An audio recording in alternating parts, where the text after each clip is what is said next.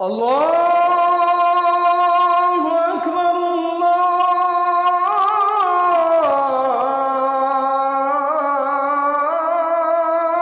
আকবার। আল্লাহর বান্দাদের মধ্যে নেক বান্দা থাকে। এই প্রিয় বান্দাদের মজলিসে দুই চারজন নেককার বান্দা থাকে, আমরা হয়তো চিনি না। সবাই পরিচিত হইতে হবে এটা জরুরি না, যে কোনো আল্লাহওয়ালাকে সবাই চিনতে হবে এটাও জরুরি না। কিতাবের মধ্যে আছে আল্লাহ তাআলার দুইটা নাম আছে, একটা নাম হলো আয-যাহির আর একটা হলো আল-বাতিন। আল্লাহ তাআলার অনেক নাম, তন্মধ্যে এই দুইটাও আল্লাহ তাআলার নাম, সিফাত। তো যাহির মানে হলো যিনি প্রকাশকারী, কোনো কিছুকে যিনি প্রকাশ করেন, আর বাতেন মানে যিনি কোনো কিছুকে গোপন রাখেন, গোপনকারী। তো দুইটাই আল্লাহ তাআলার নাম। এই জন্য কিতাবের মধ্যে আছে আল্লাহ তাআলা তার সৃষ্টির মধ্যে কোনো কিছু আছে জাহের, প্রকাশ করেন, কোনো কিছু আছে গোপন। সাগরের তলদেশে এমন হাজারো জিনিস আছে আমরা জানি না, পাহাড়ের উচ্চতায় এমন জিনিস আছে, আল্লাহর এমন মাখলুক আমরা জানি। আমরা কয়টা প্রাণী আর চিনি জানি, কিন্তু এখনো আবিষ্কার হয় নাই, জানে না মানুষ এমন প্রাণী এখনো লাখো লাখো কোটি কোটি আমরা জানি না। ঠিক মানুষের মধ্যেও আল্লাহ তাআলা তার প্রিয় বান্দাদের মধ্যে কাউকে আল্লাহ তাআলা সবার মাঝে প্রকাশ করেন, তো ফলে সবাই ওনাকে চেনে। আবার কাউকে আল্লাহ তাআলা কারো মাঝেই প্রকাশ করেন না, গোপন রাখেন, কেউ চেনে না, কেউ জানেও না, কিন্তু আল্লাহ তাআলা ঠিকই তাকে চেনেন, ঠিকই চেনেন।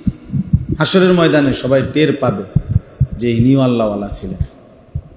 এই জন্য দুইটাই আল্লাহ তাআলার ইচ্ছা, আল্লাহ তাআলার পছন্দ। তো এই কারণে বললাম এরকম দ্বীনি মজমার মধ্যে আল্লাহর প্রিয় বান্দা থাকে, আমরা হয়তো বুঝি নাই আর কি, চিনি নাই হয়তো। তার নিয়ম হলো কোনো মজলিসের মধ্যে যদি আল্লাহর প্রিয় বান্দারা থাকে, পছন্দের বান্দা, তো আল্লাহ তাআলা তাদের বরকতে বাকিদেরও অগণিত গুনাহ মাফ করে দেয়। এই জন্য এটা খুব লাভ। যেখানে আল্লাহর প্রিয় বান্দা আছেন সেখানেই নিজে কিছুক্ষণ বসার চেষ্টা কর, বসার চেষ্টা কর। সব সময় মনে করছে আমি দেরিতে আসবো, এই জন্য নিজে দেরিতে আসছি। তো এই জন্য এটা খেয়াল করা। এরপরে দেখেন কিতাবের মধ্যে আছে আল্লাহর প্রিয় বান্দাদের আলোচনা যেখানে হয় সেখানে আল্লাহ তাআলা রহমত বর্ষিত হয়। ইনদা যিকরিস সালিহিন তানজিলুর রাহমা। আল্লাহর নেক বান্দাদের আলোচনা মজলিস যেখানে হয় সেখানে রহমত নাজিল হয়। তাহলে আল্লাহর প্রিয় বান্দাদের সঙ্গী হলে গুনাহ মাফ হয়, আল্লাহর প্রিয় বান্দাদের আলোচনা হলে কি বর্ষিত হয়? রহমত বর্ষিত, রহমত বর্ষিত। কোরআনুল কারীমের মধ্যে আল্লাহ তাআলা অনেক প্রিয় বান্দার ঘটনা কোরআনে উল্লেখ করছে। যেমন ইউসুফ আলাইহিস সালামের ঘটনা আল্লাহ তাআলাই তো উল্লেখ করছে। তো উল্লেখ করতে গিয়ে আল্লাহ তাআলা নিজে বলছেন নাহনু নাকুসসু আলাইকা আহসানাল কাসাস। নবীজিকে আল্লাহ বলছে, বন্ধু আপনাকে আমি একটা চমৎকার খুব সুন্দর একটা গল্প শোনাচ্ছি। সেই গল্পটাই ইউসুফ আলাইহিস সালামের গল্প। তাইলে আল্লাহ তাআলা নিজে বলছেন যে এটা আহসানাল কাসাস, এটা একটা সর্বোৎকৃষ্ট গল্প, চমৎকার কাহিনী। তাহলে আল্লাহর প্রিয় বান্দাদের ঘটনাকে আল্লাহ তাআলা বলছে চমৎকার কাহিনী, উত্তম কাহিনী, যে যেটা অন্যদের শুনলে উপকার হবে, উপকার হবে। এজন্য কোরআনুল কারীমের মধ্যে আল্লাহ তাআলা আসহাবে কাহাফ 7 জন ইমানদার যুবকের ঘটনা আছে সূরা কাহাফের মধ্যে। তো ওদের ঘটনা বলতে গিয়ে আল্লাহ নিজে বলছে, নাহনু নাকুসসু আলাইকা নাবাআহুম বিল হক, হে নবী আমি ওই যুবকদের ঘটনা একবারে প্রকৃত পুরা ঘটনাটা সঠিকভাবে আপনাকে শোনাচ্ছি। তো এইভাবে আল্লাহ তাআলা তার প্রিয় বান্দাদের আলোচনা কোরআনুল কারীমের মধ্যে উল্লেখ করছে। ওয়াদকুর ফিল কিতাব ইব্রাহিম, ইব্রাহিমের ঘটনা স্মরণ করেন, ইদ্রিসের ঘটনা স্মরণ করেন। এভাবে আল্লাহ তাআলা নবীজিকে বলছে, বন্ধু এই ঘটনাটা মনে করেন, এই ঘটনাটা মনে করেন, এই ঘটনাটা মনে করেন। এভাবে আল্লাহ তাআলা তার প্রিয় বান্দা আম্বিয়ায়ে কেরাম, আউলিয়ায়ে কেরাম, ওনাদের ঘটনা বলি আল্লাহ তাআলা কোরআনে উল্লেখ করছে আমাদের ইব্রতের জন্য, উপদেশের জন্য। এজন্য এই দ্বীনি মজমার মধ্যে, দ্বীনি মজলিসের মধ্যে আল্লাহর কথা আলোচনা হয়, প্রিয় নবী সাল্লাল্লাহু আলাইহি ওয়াসাল্লামের কথা আলোচনা হয়, আল্লাহর প্রিয় বান্দাদের আলোচনা হয়। এজন্য পুরা সময়টাতেই আল্লাহ তাআলা রহমত বর্ষিত হয়, রহমত বর্ষিত। এরপরে মনে করেন হাদিসের মধ্যে আছে, তাহলে দুইটা লাভ বুঝলাম। এক নাম্বার হলো এরকম মজলিসে আল্লাহর কোনো না কোনো প্রিয় বান্দা থাকে, আমিও যদি তাদের সাথে বসি তাহলে আমার গুনাহ মাফ হবে। আর এরকম মজলিসে আল্লাহর প্রিয় বান্দাদের আলোচনাই হয়ে থাকে, তো এর দ্বারাও সকলের উপরে কি নাজিল হয়? রহমত নাজিল, রহমত নাজিল। এরপরে হাদিসের মধ্যে আছে আল্লাহর নবী সাল্লাল্লাহু আলাইহি ওয়াসাল্লাম বলছেন, কিছু মানুষ যখন এক জায়গায় একত্রিত হয়, আল্লাহর স্মরণ, আল্লাহর জিকির, আল্লাহর কথা বলবে, আল্লাহর কথা শুনবে, আল্লাহর স্মরণ করবে, তো আল্লাহ তাআলা তখন ওই মজলিসের মধ্যে চারটা জিনিস করে, চারটা জিনিস করে আল্লাহর কুদরতে। এক নাম্বার কি করে? যে ফেরেশতারা তাদেরকে চতুর্দিক থেকে বেষ্টন করে ফেলে। দুই নাম্বার, তাদের উপরে রহমতের সামিয়ানা, মনে করে রহমতের চাদর বিছিয়ে দেওয়া হয়, হ্যাঁ, রহমতের বিছানা। তিন নাম্বার হলো তাদের অন্তরে, ওই ভাই তুমি এমনি বাঁকা হয়ে বসো কেন, কি সমস্যাটা কি? সোজা হবে, বেটা দিকে তাকাও না, মাথা নোয়ায় না, সোজা আমার দিকে তাকাও। তো তিন নাম্বার হলো সাকিনা, অন্তরের মধ্যে এই সময়টা অন্তরের মধ্যে প্রশান্তি, শান্তি ঢেলে দেওয়া হয়। চার নাম্বার, আল্লাহ তাআলাও ফেরেশতাদের এরকম মজমার সামনে এই বান্দাদের নাম উল্লেখ করে। তাই হাফাতহুমুল মালাইকা গাশিয়াতহুমুর রাহমা নাযালাত আলাইহিমুস সাকিনা ওয়া যাকারাহুমুল্লাহু ফীমান ইনদাহু। এজন্য সবসময় চেষ্টা করা যে ওলামায়ে কেরাম, আহলুল্লাহ, আল্লাহর প্রিয় বান্দাদের সান্নিধ্যে বসা, এটা খুব জরুরি। এই নওজোয়ান ছেলেরাও যদি এটা বুঝতো, ওদের জীবন অনেক সুন্দর হতো। সুন্দরই চায় সবাই, কিন্তু নিজের মতো করে, যার কারণে শেষ পর্যন্ত সুন্দর হয় না।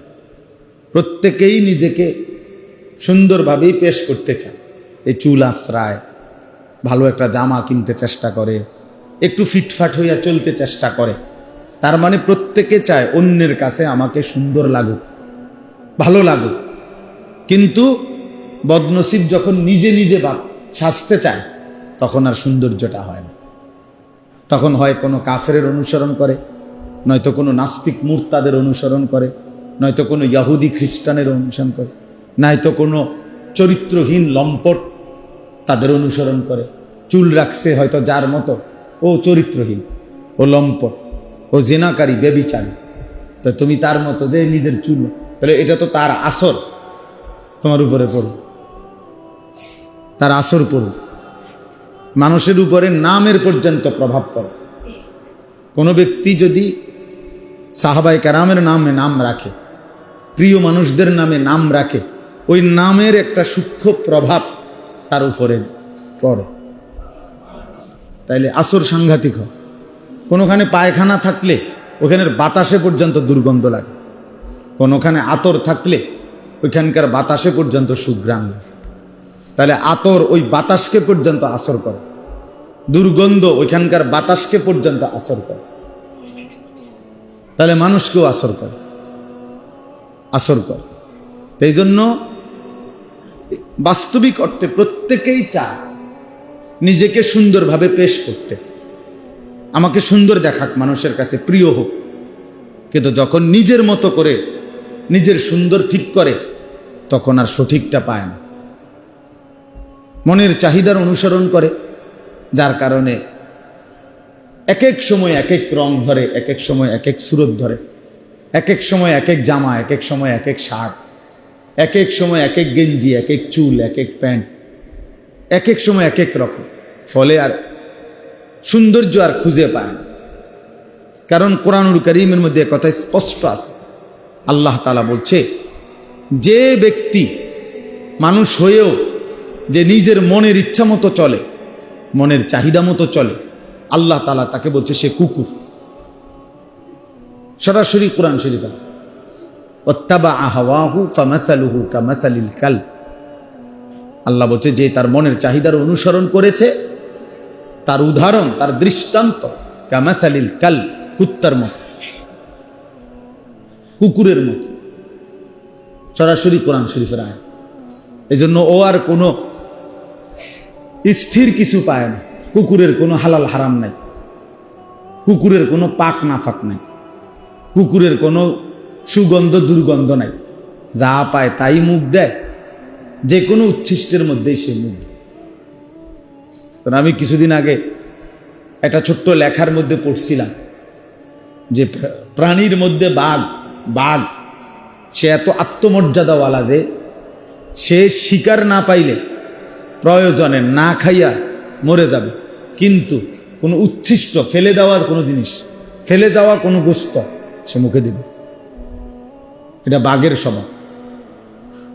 সে প্রয়োজনে মরে যাবে না খাইয়া, কিন্তু তার আত্মসম্মান এটা, আত্মমর্যাদা এটা। সে স্বীকার না করিয়া কারো ফেলে দেওয়া জিনিস উচ্ছিষ্ট সে খায় না। আর কুকুরের স্বভাব লিখছে এখানে, যে কুকুরের স্বভাব হইল কুকুরে এরকম ফেলে দেওয়া জিনিসেই মুখ দেয়, উচ্ছিষ্টের মধ্যে মুখ দেয়, মানে যাই দেখে তাতেই মুখ দেয়, তাতে নাক লাগায়। তো এই জন্য আল্লাহ তাআলা এটা বলছে, ওয়াত্তাবাআ হাওয়াহু ফামাসালুহু কামাসালিল কালব। যে তার ইচ্ছা মতো চলে, যে তার মন মতো চলে, নিজে নিজেই তুমি সিদ্ধান্ত নিছ তোমার চুল কেমন হবে, আমার মন মতো। তুমি জামা কোনটা পরবা, আমার মন মতো। তুমি প্যান্ট পরবা কোনটা, আমার মন মতো। আমার কাছে যেটা ভালো লাগছে আমি এটাই পরব। তাহলে তো বুঝাই গেল তুমি তোমার মনের চাহিদার গোলাম। তুমি তো আল্লাহর গোলামও না, তুমি তো রাসূলের অনুসারীও না। তোমার কোনো ধর্ম নাই, তোমার নফসই তোমার ধর্ম, তোমার মনের চাহিদাই তোমার খোদা। ফলে আল্লাহ তাআলা বলছে সে সবখানে মুখ দেয়। ইহুদি, খ্রিস্টান, নাস্তিক, মুরতাদ, বেঈমান, জেনাকার, বেবিচারী, লম্পট, চরিত্রহীন, প্রত্যেককেই তার পছন্দ। কারণ তার তো কোনো নিজস্ব কি নাই, আত্মমর্যাদা নাই, গায়রত নেই, আত্মসম্মান নেই, আত্মসম্মান নেই। সিনেমার নায়কেরও পছন্দ হয়, খেলোয়াড়রাও পছন্দ। তো এই জন্য বললাম এটা প্রিয় ভাই জরুরি, এটা বুঝা খুব জরুরি, খুব জরুরি।